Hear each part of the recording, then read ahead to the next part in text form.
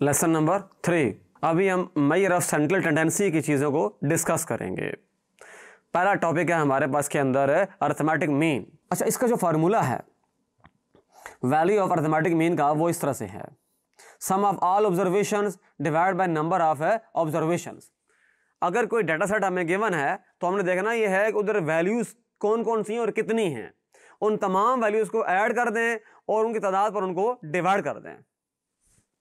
ये फार्मूला अपने माइंड में रखना है।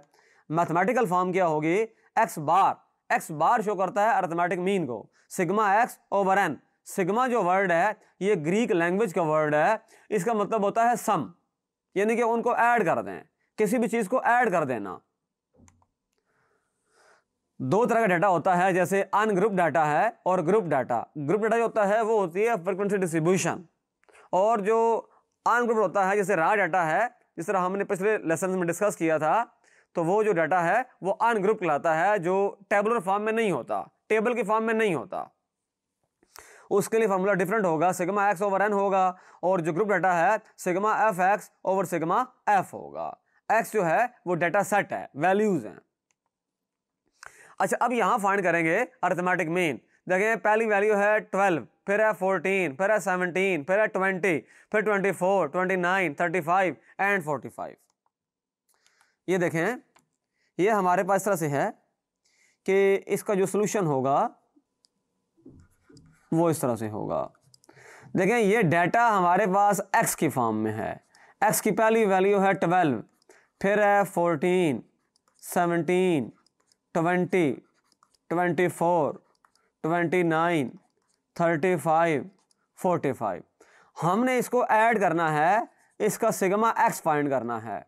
हम इनको ऐड कर देंगे, 12 प्लस 14 प्लस 17 प्लस 20, 24, 29, 35, 45। तो इसका जो सम आ जाएगा वो हम यहाँ लिखेंगे। अभी मैं यूज़ करूँगा कैलकुलेटर।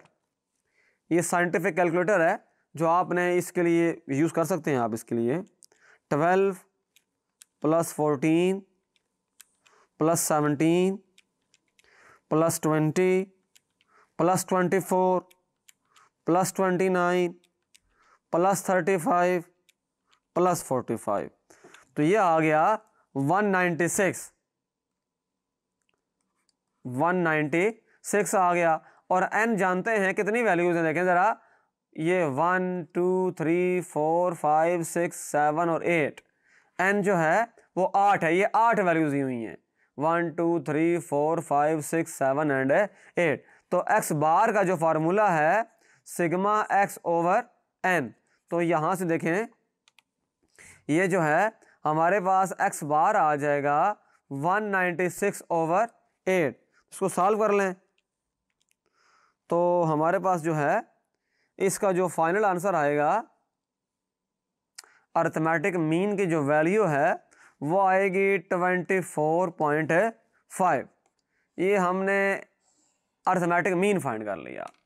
तो यहाँ चूंकि ये डाटा अनग्रुप था इसलिए हमने फार्मूला अप्लाई किया sigma x over N.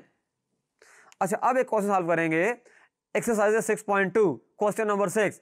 The following data relate to the ages of children in a school, compute the arithmetic mean. पहला जो ग्रुप है वो दिया हुआ है 4 to 6, एफ दिया हुआ है 10, दूसरा ग्रुप है, तीसरा ग्रुप है, चौथा ग्रुप है। टोटल 4 ग्रुप्स हैं और इनकी फ्रिक्वेंसीज दी हुई हैं। और सबसे अहम बात है वो ये है कि सिग्मा जो एफ है वो उन्होंने खुद ही हमें दे दिया है, सिग्मा जो एफ है वो 50 है।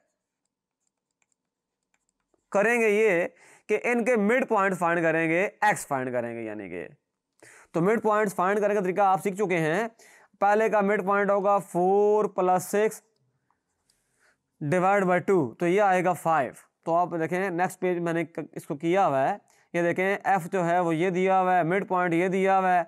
आपने एक कॉलम बनाना है एफ एक्स कॉलम जो होगा एफ वाली वैल्यू उसको मल्टीप्लाई करेंगे। देखें ये पहली वैल्यू है 10, इसको मल्टीप्लाई कर दें 5 के साथ, ये आंसर क्या आएगा 50। 20 को मल्टीप्लाई कर दें 8 के साथ, आंसर आएगा 160। वजह ये है कि इस केस के अंदर हमें चाहिए sigma F x over sigma F.